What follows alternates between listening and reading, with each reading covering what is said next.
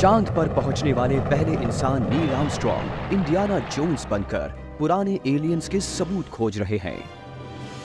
क्यों नासा का सबसे जाना माना एस्ट्रोनॉट अपनी नजरों को आसमान से हटाकर धरती की गहराइयों की तरफ फेरेगा? पुलिस को फिलिपीडिया में स्पेस ब्लॉब्स मिले हैं। क्या ऐसा हो सकता है कि इन ब्लॉब्स में जीवन हो और ये धरती पर किसी खास वजह से गिरे हो? और लाल सितारे ट्रैपिस्ट-1 पर स्टार वॉर्स। प्लैनेट्स की इस जंग में देखते हैं बाजी कौन मारता है। साइंस डॉक्यूमेंट्स मिस्ट्रीज पेश करता है नासा's अनएक्सप्लेन्ड फाइल्स।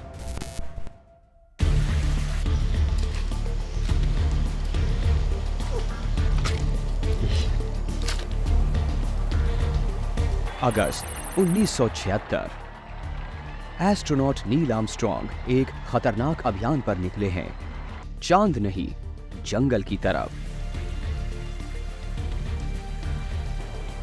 वो इक्वाडोर में कुएवा डे लॉस टायोस नामक एक गुमनाम केव सिस्टम खोज रहे हैं। इसके लिए 100 से ज्यादा लोग यहाँ आए हैं। इक्वाडोर की मिलिट्री यहाँ आई है। दुनिया भर की यूनिवर्सिटीज और इंस्टीट्यूट से ब्रिटिश साइंटिस्ट भी आए हैं। आर्मस्ट्रॉन्ग कोई साधारण एक्सप्लोरर नहीं है और ना ही ये गुफाएं साधारण हैं। इन गुफाओं के बारे में कहा जाता है कि यहाँ पर सोने से बनी एक मेटल लाइब्रेरी है। वहाँ मेटल की किताबें हैं जिनका सीक्रेट भाषा कोई नहीं समझ पाया है, लेकिन शायद इनमें छिपा ज्ञान हम सबकी सोच से परे है। बस इनका पता लगाने की देर है। यहाँ आर्मस्ट्रॉन्ग एक स्कॉटिश इंजीनियर स्टैन हॉल के साथ आए हैं। उन्हें लगता है कि जमीन के नीचे एक बेहद पुरानी लाइब्रेरी हो सकती है। स्टैन हॉल की बेटी उस जबरदस्त अभियान के बारे में बताती है। कुछ लोग मानते हैं कि इस मेटल लाइब्रेरी में किसी दूसरे प्लैनेट की सभ्यता की जानकारी छुपी है, जिसने इंसानों को पिरामिड और उन जैसी दूसरी इमारतें बनाना सिखाया। हमारी ये सोच कि हम खुद के बारे में सब जानते हैं, इससे मेटल लाइब्रेरी में मौजूद जानकारियां शायद बिल्कुल पलट दें। तो इस लाइब्रेरी में कौन से चौंकाने वाले रहस्य हैं? लोक कथाओं के मुताबिक इस खोई हुई लाइब्रेरी में उस टेक्नोलॉजी की डिटेल्स हैं जो शायद दूसरी दुनिया से आई है। लेकिन ऐसी कहानी पर द ग्रेट नील आर्मस्ट्रॉन्ग जैसा साइंस का जाना माना और इज्जतदार इंसान क्यों इतना भरोसा कर रहा है? सवाल उठ रहे हैं कि दूसरी दुनिया के रहस्यों में उनकी दिलचस्पी क्या इसलिए थी कि उन्होंने चांद पर कुछ देखा था? यहाँ सब कुछ ठीक है। 1969 में धरती पर 50 करोड़ लोगों ने आर्मस्ट्रॉन्ग के चांद पर कदम रखने का लाइव ट्रांसमिशन देखा। इंसान का ये छोटा कदम मानव जाति के लिए एक लंबी छलांग है। पर दावा ये भी है कि ट्रांसमिशन बीच में पूरे 2 मिनट तक रुका रहा। ऐसा क्या था? क्या हुआ था उन 2 मिनट में? नासा दावे से कहती आई है कि कुछ भी अजीब नहीं हुआ था, लेकिन सब ऐसा नहीं मानते हैं। जैसे ही नील आर्मस्ट्रॉन्ग धरती पर लौटे, बस उसी दौरान बातें बननी शुरू हो गईं। तो कहानी ये है कि नील आर्मस्ट्रॉन्ग चांद पर पहुंचकर मेडिकल ऑफिसर से बात करने के लिए रेडियो ऑन करते हैं और कुछ बोलने लगते हैं। उन्होंने कहा वो क्रेटर के किनारे पर है और हमें देख सकते हैं। ओके, हम पोजीशन वेरीफाई कर सकते हैं। एक्चुअली वो क्रेटर के किनारे दिख रही चीजों की बात कर रहे थे, और ये चीज मेरा मतलब है दूसरी दुनिया के लोग और व्हीकल्स थे। लोग कहते हैं कि उनको यानी इंसानों को चांद से भगा दिया गया। अब इन सब रिपोर्ट्स को साबित नहीं किया जा सकता। ये सिर चकरा देने वाली कहानी है, पर कुछ इसे धरती पर लौटने के बाद आर्मस्ट्रॉन्ग के बिहेवियर से जोड़कर देखते हैं। उनके साथ वहां कुछ हुआ था। वो बदल गए थे, परेशान रहते थे। चांद से आने के बाद नील आर्मस्ट्रॉन्ग की हालत के बारे में ये कहा जा सकता है कि वो पोस्ट ट्रॉमेटिक स्ट्रेस जैसी थी। मुझे लगता है चांद तक जाने के दौरान और चांद की जमीन पर उन्होंने कुछ देखा था उनके कॉकपिट के बाहर लाइट्स दिखने से भी कुछ बहुत ज्यादा बड़ी चीज। नासा नहीं मानता कि एस्ट्रोनॉट ने चांद पर कुछ भी अजीब देखा था। आर्मस्ट्रॉन्ग ने भी कभी नहीं बताया कि उस 2 मिनट के ऑडियो में उन्होंने क्या कहा था। वो चुप रहने लगे, किसी से ज्यादा मिलते नहीं थे। हाँ, एक काम उन्होंने जरूर किया, वो ये कि वो गुफा खोजने निकल पड़े। सोचने वाली बात यह है कि जमीन के नीचे अंधेरी दुनिया में उन्हें ऐसा क्या मिलने की उम्मीद थी। उन्हें क्या लगा कि वहां क्या हो सकता था। सोशल साइंस के प्रोफेसर पेट्रोनियो हारामियो का दावा है कि जब वो 17 साल के थे तब उनके अंकल के दिए मैप के हिसाब से चलते हुए उन्होंने वो मेटल लाइब्रेरी देखी थी। उनकी बातों से लगा जैसे वो अलादीन की गुफा की बात कर रहे थे। इस लाइब्रेरी को देखकर उनकी आंखें खुली रह गईं। वहाँ मेटल की हजारों किताबें थी, जिनमें से हर एक लगभग 18 किलो की थी और उनके सारे पन्नों पर कैरेक्टर्स और सिंबल खुदे हुए थे। अगर इस बात में जरा सी भी सच्चाई है तो क्या हमें वहाँ जाकर इस गोल्डन लाइब्रेरी को ढूंढना नहीं चाहिए? लाइब्रेरी देखने के हारामियो के दावे के 30 साल बाद आर्मस्ट्रॉन्ग भी ये देखने निकले कि इस कहानी में कितना दम है। इस गुफा के द्वार तक जाना ही एक डरावना अनुभव है। रास्ते में घना जंगल, खून के प्यासे खूंखार जानवर, खतरनाक वायरस और भी कई तरह के खतरे। ये सब इंडियाना जोन्स की फिल्म जैसा है। जमीन के नीचे छिपी ये रहस्यमयी जगह खतरे से खाली नहीं है। जैसे बहुत बड़े पाताल में एक अंधेरा कोना। और गुफाओं में पहुंचने के बाद आर्मस्ट्रॉन्ग और हॉल के मुंह खुले रह जाते हैं। वो किसी मंदिर के पंडाल जितने बड़े चेम्बर से गुजर रहे थे। किसी भी इंसानी सभ्यता की पहुंच से दूर बने ये चेम्बर्स किसी नेचुरल प्रोसेस के जरिए बने हो सकते हैं। इन गुफाओं की दीवारें सीधी हैं और छत से ये 90 डिग्री के एंगल पर है, जो नेचुरल फॉर्मेशन नहीं हो सकती। ये सब हजारों साल पुराना होगा, तो ये हुआ कैसे होगा? आर्मस्ट्रॉन्ग जब इस कॉम्प्लेक्स में आगे बढ़े तो एक डरावना दृश्य सामने आया। असल में उनके सामने एक बरियल चेम्बर था और वहां बैठी हुई पोजीशन में एक 1500 BC का स्केलेटन था। 1500 BC यानी ये तूतनखामन और ट्रॉय पर कब्जे से पहले की बात है। उस समय में साउथ और नॉर्थ अमेरिका के कॉन्टिनेंट्स में इक्वेडोर का इलाका ही सबसे एडवांस था। ये कब्र ऐसी जगह थी जहां गर्मियों में सूरज की रोशनी गुफा के दरवाजे से आकर सीधा कब्र पर पड़ती थी। तो इसे ऐसी जगह बनाया जाने का मतलब है इसका स्पेस से कोई ना कोई लिंक जरूर होगा। ये कोई आम कब्र नहीं थी। एक खास जगह पर यह कब्र किसी खास इंसान की थी। सूरज की रोशनी, एक कब्र, एक स्केलेटन। आर्मस्ट्रॉन्ग को लगता है वो अद्भुत मेटल लाइब्रेरी भी कहीं नजदीक ही है। लेकिन इन टनल्स में कई किलोमीटर आगे बढ़ने के बाद उन्हें ये अभियान अधूरा छोड़ना पड़ा।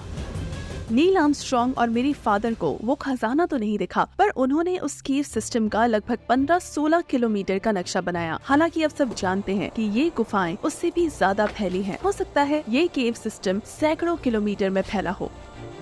आर्मस्ट्रॉन्ग ओहायो में अपने फार्म पर लौट आए और किसी को नहीं बताया कि वो लोक कथाओं में बताई गई लाइब्रेरी को तलाशने क्यों गए थे। जमीन के नीचे उस अंधेरे में ऐसा क्या था कि वो इस मिशन से अपना नाम जोड़ना चाहते थे? आखिर ऐसा क्या था? लोगों का कहना है कि वो और भी कम बोलने लगे थे। वो पहले भी कम ही बात करते थे, पर उन्होंने जो भी एक्सपीरियंस किया इससे वो लोगों से और दूर हो गए थे। वो बहुत ही शांत स्वभाव वाले इंसान थे। लेकिन फिर उस प्राचीन मेटल लाइब्रेरी की तलाश के 20 साल बाद 1994 में आर्मस्ट्रॉन्ग ने व्हाइट हाउस में एक चौंका देने वाला भाषण दिया। हमने तो बस अभी शुरुआत की है।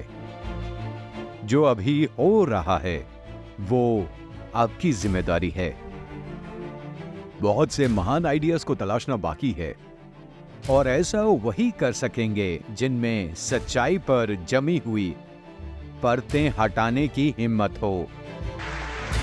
नील आर्मस्ट्रॉन्ग का बयान हमेशा रोंगटे खड़े करता है और उन्होंने छिपे हुए सच से पर्दे हटाने की बात जिस तरह से की है उसके पीछे कोई तो राज है। आखिर उनका मतलब क्या था? क्या उस लाइब्रेरी में हमारी गैलेक्सी के रहस्य हैं? क्या इसलिए नील आर्मस्ट्रॉन्ग उस मिशन पर गए थे? ये लाइब्रेरी मिलने पर पता चल सकता है कि क्या हमारी प्राचीन सभ्यताओं और बाहरी दुनिया के बीच कोई रिश्ता था। आइलीन हॉल अपने पिता और नील आर्मस्ट्रॉन्ग की तलाश को फिर से शुरू करना चाहती हैं उन गुफाओं में वापस जाकर। अगर हमें ये खजाना मिलता है और किसी बाहरी दुनिया से हमारे रिश्ते का पता चलता है तो इससे ना जाने कितने और सवाल सामने आ जाएंगे। इसे सच मानने वालों के लिए ये अब भी एक रहस्य है। गुफाएं अब भी वहां हैं और शायद जंगल के नीचे कहीं वो मेटल की किताबें भी कहीं पड़ी होंगी।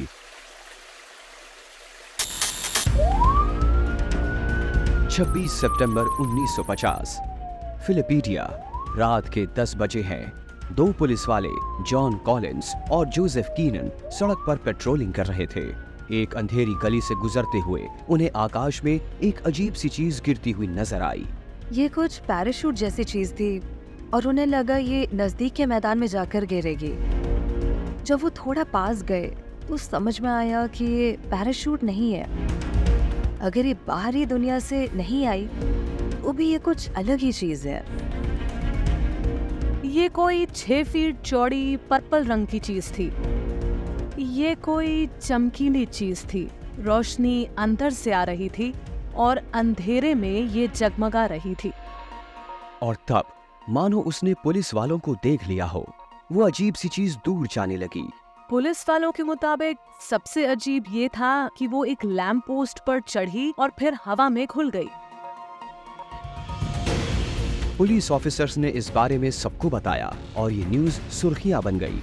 और इसी घटना से प्रेरित होकर बनी फिल्म द ब्लॉब, जो अब तक की सबसे मशहूर एलियन हॉरर फिल्मों में से एक है। इस क्लासिक फिल्म द ब्लॉब में जेलेटिन जैसा एक ढेर आसमान से गिरता है और जो भी उसे छूता है वो उससे निगल जाता है। असली घटनाओं को भुला दिया गया और फिल्म को एक आम फिक्शनल स्टोरी मान लिया गया। लेकिन 30 साल बाद ब्लॉब वापस लौट आया। 10 अगस्त 1979 फ्रिस्को, टेक्सास। स्थानीय लोग परसीड मीटियोर शावर का मजा ले रहे थे। इसका ये नाम इसलिए पड़ा है क्योंकि ये उल्काएं परसीस तारामंडल की दिशा से आती हैं। अगली सुबह सिबिल क्रिश्चियन अपने फ्रंट यार्ड में बिन बुलाए मेहमानों को देखकर चौंक गए और वो वहाँ पर 3 पर्पल कलर के ब्लॉब्स देखकर हैरान हो जाती है। उनका साइज डेस्क टेलीफोन जितना था और उनका टेक्सचर झाग वाली ग्रीन जैसा था। ठीक वैसा ही जैसा 30 साल पहले फिलाडेल्फिया के पुलिस वालों को दिखा था। इससे पहले कि सिबिल कुछ समझ पाती, इनमें से एक गायब हो गया। क्योंकि एक रात पहले वहाँ पर मीटियोर शावर हुआ था, तो ये हमारे लिए विश्वास करना मुश्किल नहीं है कि अर्थ पर ये ब्लॉब स्पेस से आए होंगे। स्थानीय प्रशासन ने नासा को बताया। नासा के वैज्ञानिक एक ब्लॉब को टेस्ट के लिए ले गए और उसके बाद एक अविश्वसनीय घोषणा की। शुरू में हर कोई चौंक जाता है क्योंकि नासा ये कह देती है कि ये किसी बाहरी दुनिया से हो सकते हैं। लेकिन जब खबर फैली तो सरकार लोगों के डर को कम करने में जुट गई और नासा ने एक और घोषणा कर दी। अगले ही दिन उनका मन बदल जाता है और वो कहते हैं कि ये किसी बैटरी की फैक्ट्री से निकला कॉस्टिक सोडा हो सकता है। थ्योरी ये है कि फैक्ट्री से एक ट्रक कॉस्टिक ब्लॉब लेकर निकला और रास्ते में ये ब्लॉब्स ट्रक से निकलकर सेबिल के आंगन में पहुंच गई। तो नासा के 2 बयानों में से कौन सा सही था? यह हमेशा से एक शक पैदा करता है और अगर उन्हें पक्का यकीन नहीं था तो वो ऐसा क्यों कहते हैं कि ये कुछ बाहरी दुनिया से आया हो सकता है? क्या वो कुछ छुपाने की कोशिश में है या वो बिल्कुल गलत समझ बैठे थे? सिबिल क्रिश्चियन, जिसने उन ब्लॉब्स को पास से देखा था, वो खुद उन कॉस्टिक ब्लॉब्स को देखने निकल पड़े। नासा की थ्योरी का दम तब निकल जाता है जब वो फैक्ट्री का वेस्ट देखने गई। सिबिल ये कहती है कि जो मेरे आंगन में गिरा था उस जैसा तो ये दूर दूर तक नहीं है।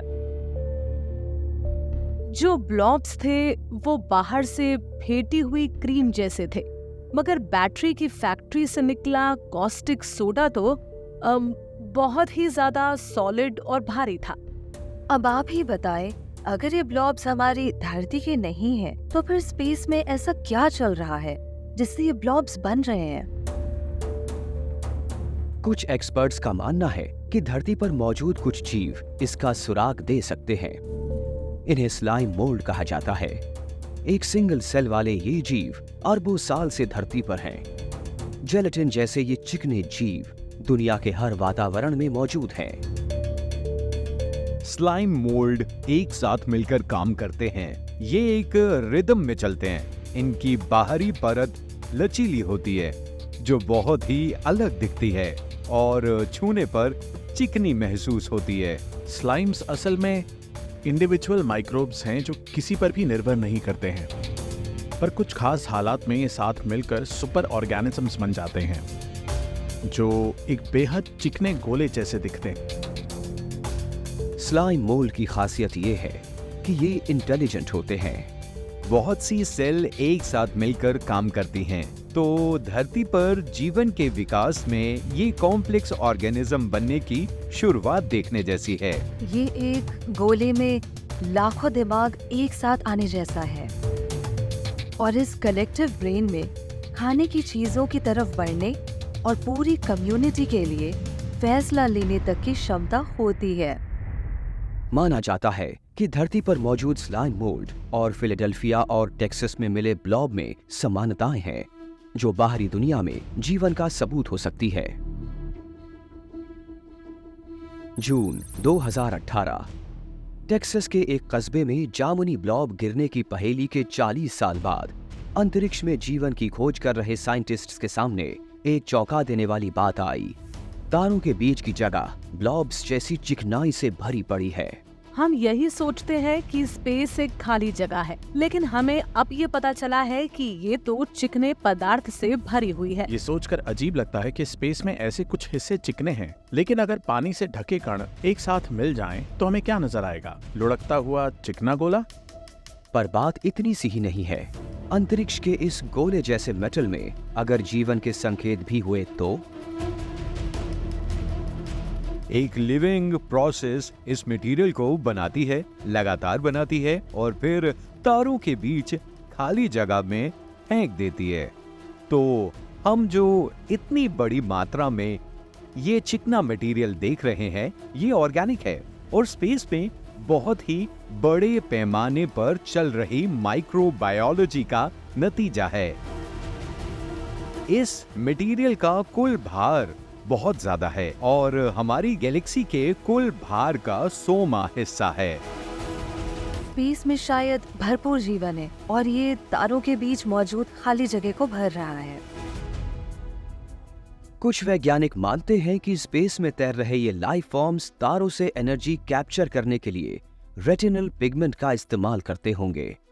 ऐसा करने वाले जीवों का एक अलग रंग होता है, जामुनी। क्या यही ऑर्गेनिक स्पेस मटेरियल धरती पर हुई घटनाओं की वजह है? आपको नहीं पता ये कैसी बीमारियां ला सकते हैं, कितने हानिकारक हैं। एक पुरानी साइंस फिक्शन फिल्म हल्का फुल्का मनोरंजन हो सकती है, मगर जिन घटनाओं से ये प्रेरित हैं, वो शायद सच हैं। लगता यही है कि आउटर स्पेस में ब्लॉब्स तैर रहे हैं जो जामुनी रंग के हैं और वो जानते हैं कि हम कहाँ रहते हैं। ये सोचकर ही डर लगता है कि कुछ एलियन लाइफ फॉर्म्स आसमान से हमारे ऊपर टपक रहे हैं।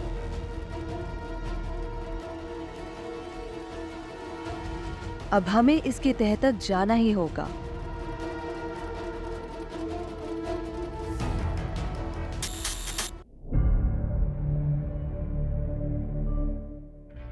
अप्रैल 2005, कैलिफोर्निया का वैंडनबर्ग एयरफोर्स बेस। नासा एक नए तरह का अंतरिक्ष यान छोड़ने की तैयारी में है। जिसमें सुपर इंटेलिजेंट रोबोट पायलट है। ये अंतरिक्ष यान अपने दिमाग से चलेगा। इसे नाम दिया गया है डार्ट। डार्ट का मतलब होता है demonstration of autonomous rendezvous technology. $10 crore से बने इस स्पेसक्राफ्ट को ये साबित करना था कि इंसान के दखल के बिना भी ऑटोमेटिक डॉकिंग पॉसिबल है। नासा चाहता है कि आर्टिफिशियल इंटेलिजेंस वाला ये यान पहले से घूम रहे एक सैटेलाइट तक जाए और फिर उसके चारों तरफ घूमने लगे। डार्ट पूरी तरह से अपनी मर्जी से चलने वाला स्पेसक्राफ्ट था और लॉन्च के बाद इसे धरती से किसी भी तरह का कोई आदेश नहीं दिया जा सकता था।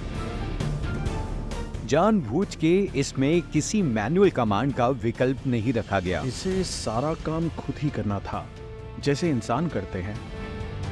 दोपहर 1:25 पर नासा ने एक एयरप्लेन से डार्ट को लॉन्च किया। ये बिना किसी दिक्कत के टेक ऑफ करता है, अपने दांव पेंच लगाता है और सैटेलाइट से मिलने निकल पड़ता है। लेकिन 11 घंटों में ही डार्ट नासा की उम्मीद से बिल्कुल अलग बिहेव करने लगा। वजह तो नहीं मालूम, मगर डार्ट अपने रॉकेट छोड़ने लगता है, जबकि इस स्टेज पर इसे ऐसा नहीं करना था। ये स्पेस में है, मर्जी का मालिक है, सब गड़बड़ हो गया है। इसे सैटेलाइट के आसपास घूमना था, लेकिन इसके बजाय ये उससे जाकर टकरा गया। और बीच में कहीं नासा को पता चलता है कि डार्ट ने सैटेलाइट को टक्कर मार दी है। ये एक हाई प्रोफाइल बेहद महंगा मिशन था। यहाँ एक सवाल खड़ा होता है कि उस सुपर इंटेलिजेंट स्पेसक्राफ्ट के साथ क्या हुआ होगा। नासा का सबसे आधुनिक सुपर इंटेलिजेंट रोबोट पायलट अंतरिक्ष यान अपना दिमाग खो बैठा और उसने सैटेलाइट को और खुद को खत्म करने का फैसला किया। मिशन कंट्रोल बेबस है, उन्हें समझ नहीं आ रहा है कि हो क्या रहा है और इस स्पेसक्राफ्ट को फिर से कंट्रोल करने का कोई रास्ता भी नहीं है। नासा की समझ से बाहर था कि यान ने ये तबाही वाला रास्ता क्यों अपना लिया। क्या ये मुमकिन है कि किसी ने स्पेसक्राफ्ट में गड़बड़ कर दी हो? क्या हुआ होगा ऐसी थ्योरीज में? कहीं उंगली चाइनीज हैकर्स पर उठती है, तो कहीं अमेरिका को नीचा दिखाने में जुटी विदेशी ताकतों पर ये रोबोट ऑटोनोमस था। हैकर्स सिर्फ यान को दी जाने वाली इंस्ट्रक्शंस को हैक कर सकते हैं, पर यहाँ ऐसा नहीं था। यहाँ तो खुद नासा का डार्ट पर कंट्रोल नहीं है, क्योंकि ये ऑटोनोमस है। तो ये संभावना ही नहीं पैदा होती कि किसी दूसरे देश ने इसे हैक कर लिया होगा। एक्सपर्ट्स ने एक चौंका देने वाला निष्कर्ष निकाला। डार्ट ने अपने रॉकेट को छोड़ने और सैटेलाइट से जा टकराने का फैसला किया। क्या ऐसी ही हरकत 2001 स्पेस ओडिसी के सुपर कंप्यूटर हैल ने नहीं की थी?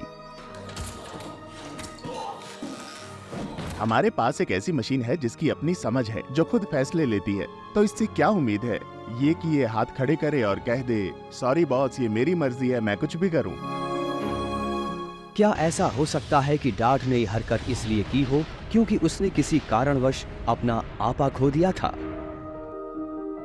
मान लीजिए आप एक स्पेसक्राफ्ट में हैं और अचानक आप में सोचने की शक्ति आ गई।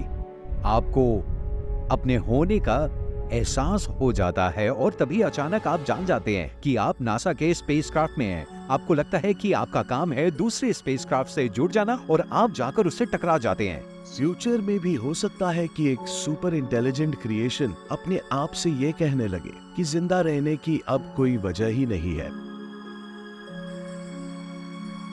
और या कुछ और भी जो कुछ मैं करना चाहूं।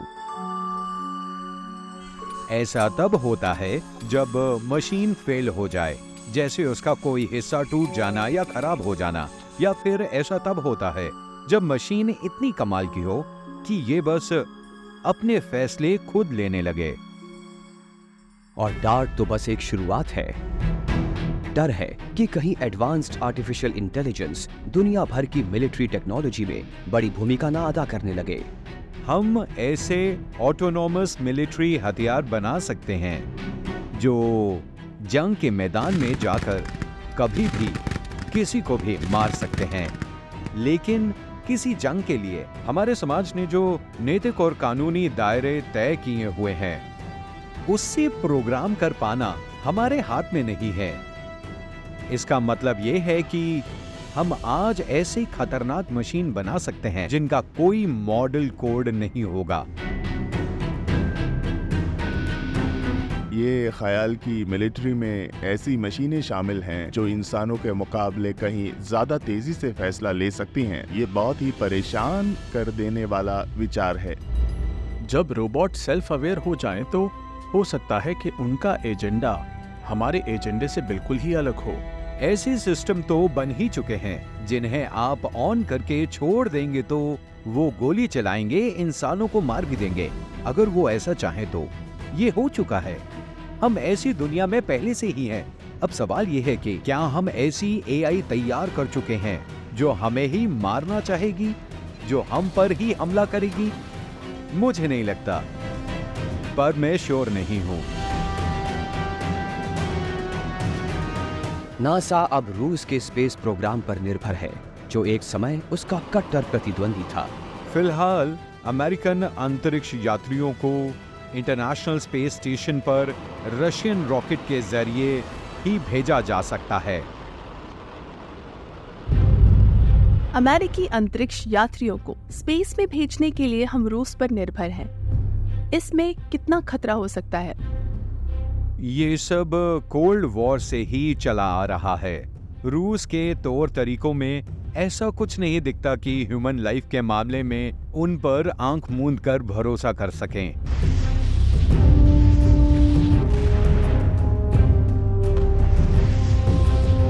कभी अंतरिक्ष यात्रा में सबसे आगे रहा रोसकॉस्मोस अब खत्म होने के कगार पर है।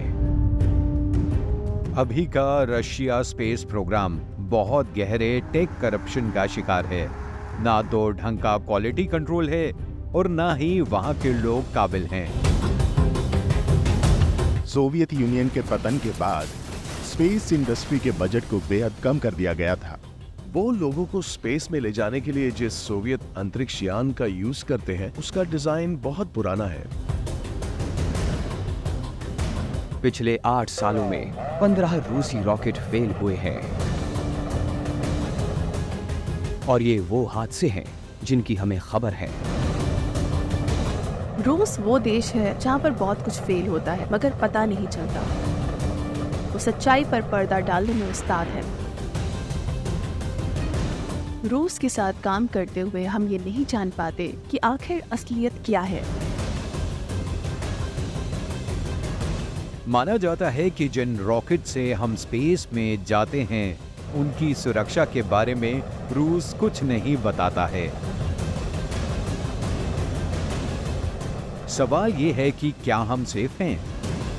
और जवाब है हम बहुत खतरा उठा रहे हैं। –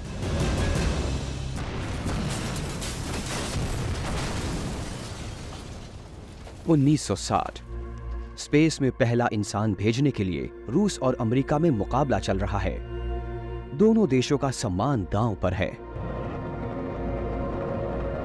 रूस में देश का सम्मान, लोगों की सुरक्षा और कुछ मामलों में जान से भी पहले आता है। सम्मान से ज्यादा ये विचारों की जंग है। एक तरफ सत्तावादी समाजवाद और दूसरी तरफ आजादी और लोकतंत्र।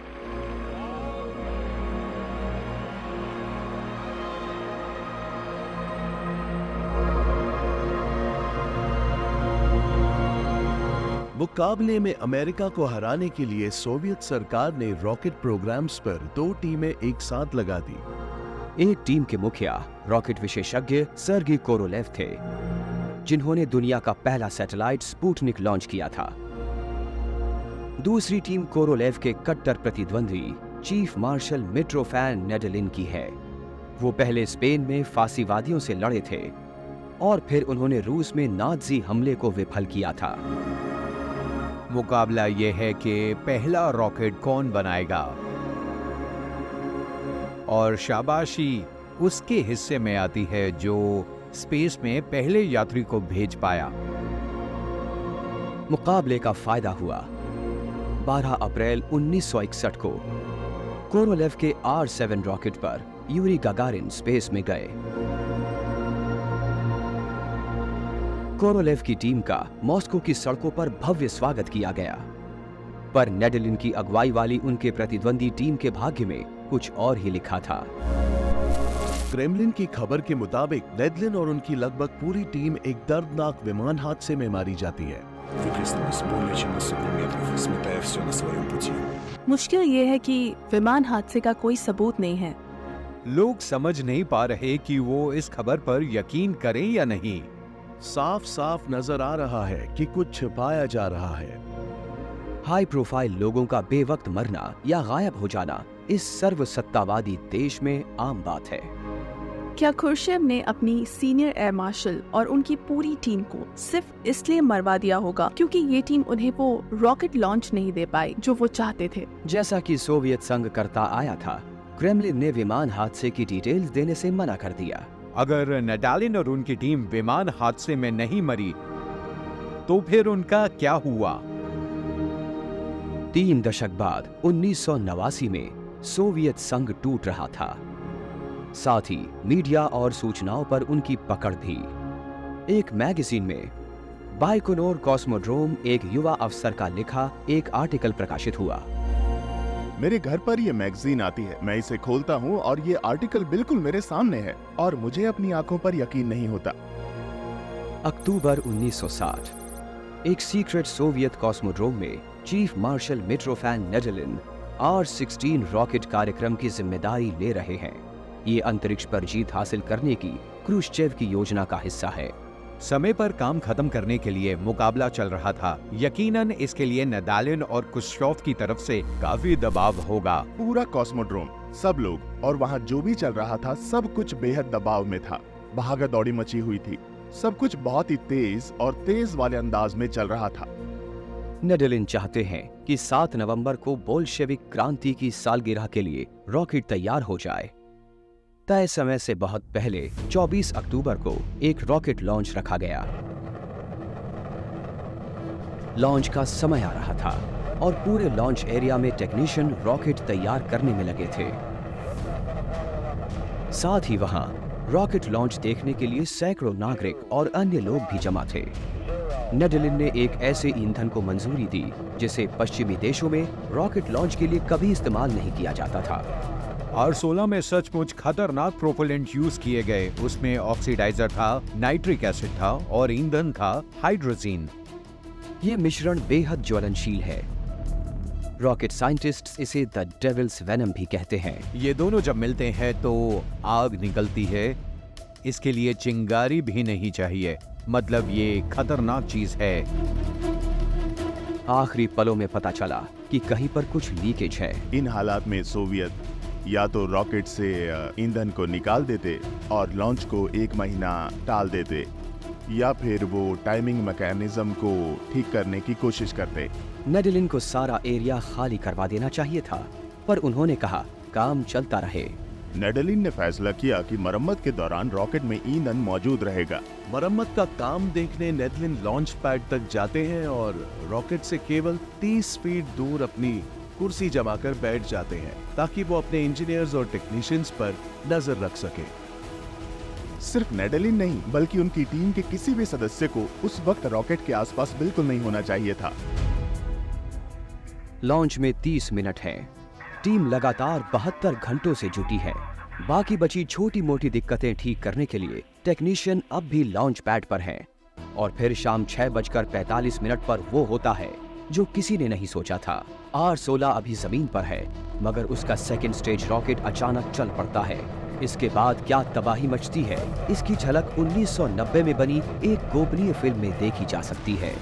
पूरे लॉन्च एरिया में आग का एक समंदर फैल गया था। 3000 डिग्री तापमान वाली आग लॉन्च पैड पर वहां काम कर रहे लोगों को घेर लेती है। आग का एक गोला जैसे कोई न्यूक्लियर बॉम्ब फट गया हो। रॉकेट के पास काम कर रहे लोग और कुर्सी पर बैठे नेडलिन तुरंत भस्म हो जाते हैं। ये लोग फिर भी खुशकिस्मत हैं। कुछ लोग भागे जरूर, लेकिन पिघले हुए डांबर में अटक गए और आग उन तक पहुंच गई। कुछ लोग तारों के बार तक पहुंचे जरूर, लेकिन वहां ताले लगे थे, दरवाजे बंद थे, वो निकल नहीं पाए, कांटेदार तारों में उलझ कर रह गए। और हाँ, साथ में जानलेवा धुआं भी निकल रहा था। जो एक ही सांस में आपको पैरालाइज कर सकता था। तो बहुत से लोगों में जहर फैल गया। वहां मौजूद हर इंसान के लिए ये नर्क की आग थी। ये बहुत भयानक था। R-16 पर 100 सैनिक और इंजीनियर काम कर रहे थे और कोई 250 लोग लॉन्च को नजदीक से देखने आए थे। इनमें से आधे उस दिन मारे गए। स्पेस एक्सप्लोरेशन के अब तक के इतिहास में ये एक सबसे दर्दनाक हादसा है। रूस की सरकार इन डिटेल्स को किसी भी हाल में बाहर नहीं आने देना चाहती। इतने बड़े हादसे के बारे में अमेरिका कभी नहीं जान पाएगा। जैसे कि पहले भी होता आया था, सोवियत संघ की कम्युनिस्ट सरकार ने यह हादसा भी दुनिया से छुपा लिया था। रूस चीजों को जिस तरह से छुपाता है, नेडलिन धमाका इसका बहुत बड़ा उदाहरण है। शायद आज भी वो यही कर रहे हैं। कौन कह सकता है वो नहीं कर रहे हों।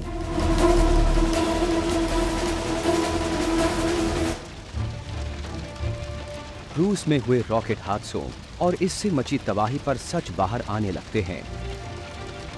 सोवियत संघ की छुपाने की आदत के बावजूद इस बारे में जितनी भी बातें थी वो धीरे धीरे सबके सामने आने लगी। बातें फैलने लगती है और सबसे पहले पश्चिमी मीडिया को ऐसी बातों का पता चलता है कि कजाकिस्तान में कोई बहुत ही बड़ा धमाका हुआ है। अमरीकी इंटेलिजेंस ऑफिसर इस घटना की जांच करते हैं। एक जासूसी सैटेलाइट आज के कजाकिस्तान के बैकनोर कॉस्मोड्रोम के रॉकेट लॉन्च केंद्र की तस्वीरें खींचता है। हालांकि ये तस्वीरें लगभग धुंधली ही हैं, लेकिन इनमें जली हुई जमीन साफ दिखाई दे रही है। इसका मतलब ये है कि कोई बड़ा धमाका हुआ है। धमाके वाली जगह इतनी बड़ी है कि ये विमान हादसा नहीं हो सकता। इसके बाद आगे कोई जानकारी नहीं मिल पाई।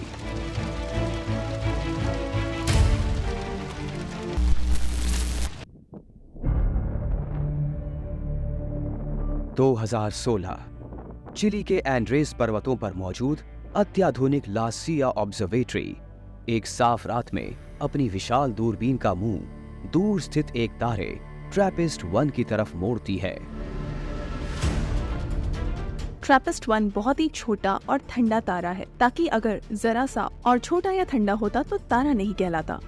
इस तारे के अपने प्लैनेट्स होने के पुख्ता संकेत पर एस्ट्रोनॉमर्स की नजर है, जैसे किसी बड़ी चीज के गुजरने पर रोशनी मध्यम हो जाना। जब वो 2 साल के नतीजों पर गौर करते हैं तो पता चलता है कि उन्होंने तो एक बड़ा हाथ मार लिया है। 1 नहीं 2 नहीं, पर रोशनी 7 बार मध्यम हुई। 7 बार का मतलब 7 प्लैनेट्स।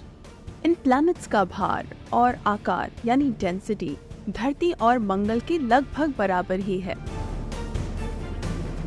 सोचिए जरा, 7 धरती के आकार जितने 7 प्लैनेट्स एक ही तारे का चक्कर काट रहे हैं। ऐसा पॉसिबल नहीं था, लेकिन सच यही है। क्या ऐसा हो सकता है कि ट्रैपिस्ट सिस्टम के इन प्लैनेट्स पर जीवन है? साल 2017 एस्ट्रोनॉमर्स को ट्रैपिस्ट-1 नामक तारे का चक्कर काट रहे 7 प्लैनेट्स मिलते हैं।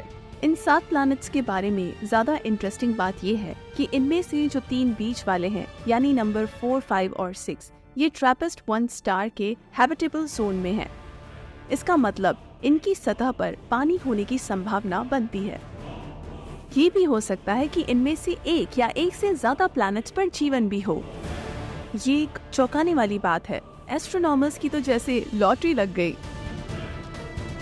ये प्लैनेट न सिर्फ रहने लायक हैं, बल्कि एक दूसरे के करीब भी हैं। जरा सोचकर देखिए, आप एक प्लैनेट पर हैं और आकाश में गुजरते हुए दूसरे प्लैनेट को देख रहे हैं, और क्योंकि एक दूसरे के बहुत करीब है तो संभावना बढ़ जाती है कि इनमें से एक पर जीवन शुरू हुआ होगा, तो वो दूसरे प्लैनेट्स तक भी फैल गया होगा।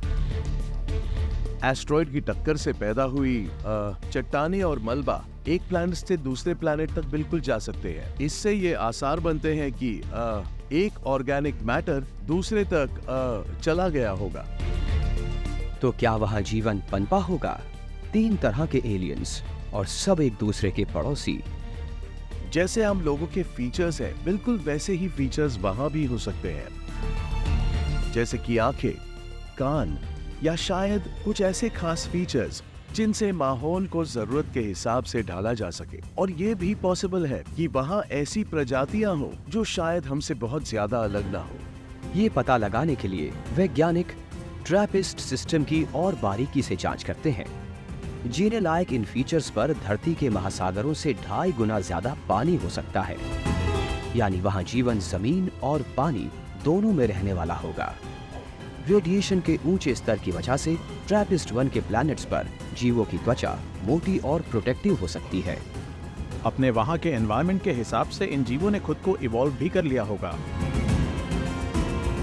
ये कमाल की बात है कि धरती पर हम अकेले हैं, जबकि ये जीव अपने पड़ोसी एलियंस को देख पाते होंगे।